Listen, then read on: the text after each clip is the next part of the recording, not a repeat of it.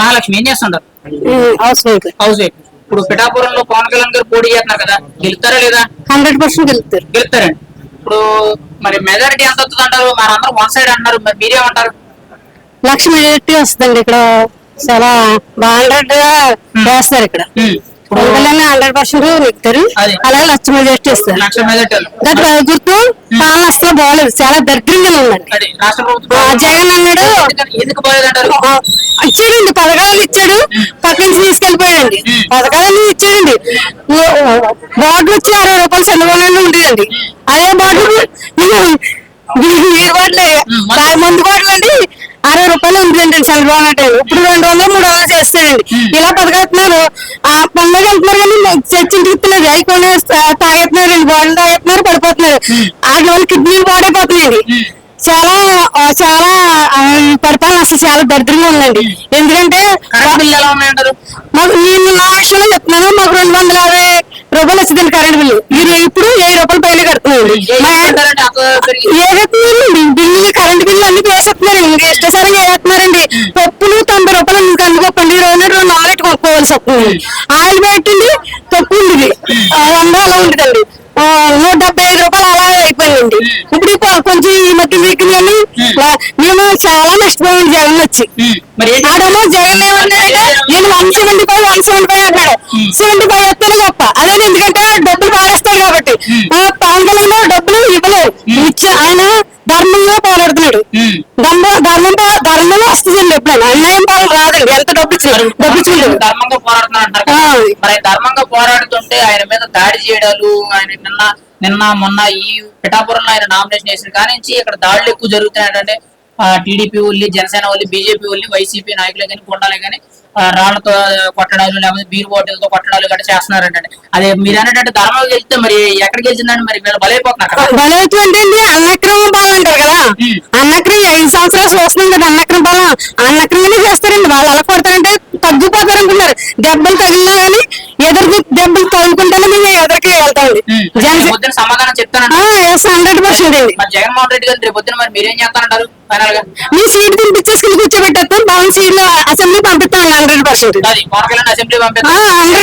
ఆ ఒక్క సీట్ అసెంబ్లీకి వెళ్తే దద్దరు వెళ్ళిపోద్దండి.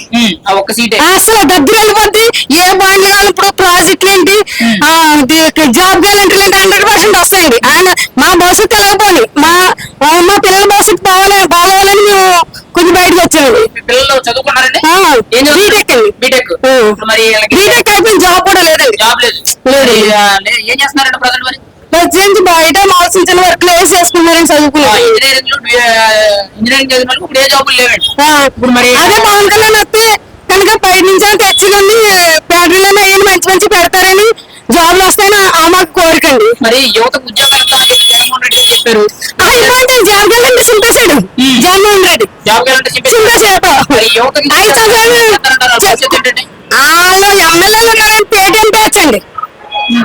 పేటీఎం బ్యాచ్ వాళ్ళ ఎమ్మెల్యేలు ఉన్నారని పేటీఎం బ్యాచ్ ప్రాజెక్ట్ తీసుకొస్తా ఉన్నారండి.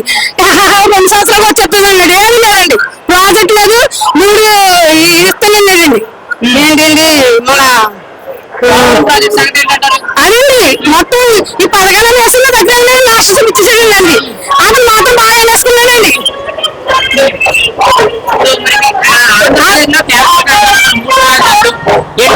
ఆయన కట్టుకున్నాడండి. కొత్త బ్యాలెన్స్ గట్రా అతను కట్టుకున్నాడు. బాగా కట్టుకున్నాడు. పరిపాలన వచ్చి పెద్ద బ్యాలెన్స్ బాగా కట్టుకున్నాడు. ఏనాడు వయసు అట్టు అడిగిపోయింది, ఇంకా అట్టు అడిగిపోయామండి. బాగా అట్టు అడిగిపోయాం. ఇప్పుడు ఈ పరిపాలన వచ్చాడండి. నిత్యావసర అంశాలు లేవరండి. నిత్యావసర అంశాలు కొనుక్కోలేకండి, ఇంకా అట్టు అడిగిపోయాం. జైలు వచ్చాడండి. అసలు చాలా ఇబ్బంది అయిపోతుంది. ఎందుకు ఎరగని 10 వదిలేస్తే నెల సరుకు వచ్చేసింది. ఇప్పుడు వాళ్ళు ఎలాంటి ఏం రావట్లేదు. అసలు కరెంట్ బిల్లు 1000 రూపాయలు అవుతుంది. ఇంకేంటి సరుకులు అనుకున్నాం. అసలు చాలా కష్టంగా ఉంది. అసలేనండి ఎప్పుడు నీకు పోతే జగన్ నమస్కారం పెడతాం. ఆడ 70 వస్తే గొప్పడికి అది అసలు ఆడింది. జనం సొంతుంది తినేసి పక్కన బంగారు బ్యాలెన్స్ కట్టేసుకున్నాడు. కొండలు పిల్లి చేసి కట్టేసుకున్నాడు. ఇసుకుని తినేస్తాడు, బొక్కెత్తున్నాడు. ఇంకేంటి వాళ్ళ ఎమ్మెల్యేలు ఇసుకుని బొక్కెత్తున్నాడండి. మేము 7 రూపాయలు తీసుకుంటున్నాం. ఇప్పుడు అదే ఒక 4,500 కొనుక్కున్నామండి, కట్టుకున్నాం. సామాన్య ఇల్లు కట్టుకున్నాం. కష్టమైపోయింది జగన్మోహన్ రెడ్డిలో. ఇప్పుడు పవన్ కళ్యాణ్ వచ్చాక చంద్రబాబు వచ్చి ఇల్లు కట్టుకోవాలి. ఈ గత ప్రభుత్వం చంద్రబాబు వచ్చి ఇంటి కట్టుకున్నామండి, మళ్ళీ ఇప్పుడు చంద్రబాబు నాయుడు వస్తే కట్టుకుంటామండి. ఇక్కడేమో పవన్ కళ్యాణ్ వస్తే ఇల్లు కట్టుకున్నాం. ఓ సామాన్యులు ఇల్లు కట్టుకోలేకపోయాను ఇన్ని సంవత్సరాలు. అది మీకైతే చంద్రబాబు గారి పరిపాలన బాగుందా లేకపోతే జగన్మోహన్ రెడ్డి పరిపాలన బాగుందా? చంద్రబాబు నాయుడు పరిపాలన బాగుంది. బాగుందంటారు. మరి ఈయన పరిపాలన ఈయన ఆయన పార్టీ కదా, ఈయన పార్టీ కదా, నిజాయితీగా చెప్తున్నానండి. చంద్రబాబు నాయుడు పరిపాలన బాగుంది. ఎందుకంటే సామాన్యుడు ఇల్లు కట్టుకోవాలంటే చంద్రబాబు నాయుడు టైం కట్టుకోవాలి. ఈ వాళ్ళు చేసి కొనుక్కోలేకండి, ఇసుక పంకేశారు, మట్టి పంకేశారండి, గుట్లు గట్టి తోలేసుకున్నాను, గుట్లు పెట్టుకునండి, మంచి రేటు కనుక్కున్నారు, లారీ 25,000 అలా అమ్ముకుంటున్నారండి.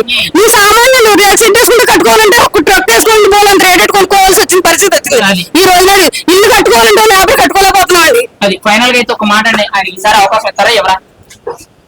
జగన్మోహన్ రెడ్డిని ఎప్పుడు దించాలని మేము ఎదురు చూస్తున్నాం.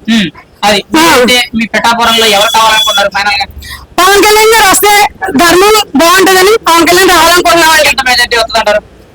లక్ష మెజార్టీ చూడాలనుకుంటున్నామండి. లక్ష మెజారిటీ పక్క ఖచ్చితంగా ఇవన్నీ మారుతాయంటారా? 100% అందులో తేడా ఆయనండి.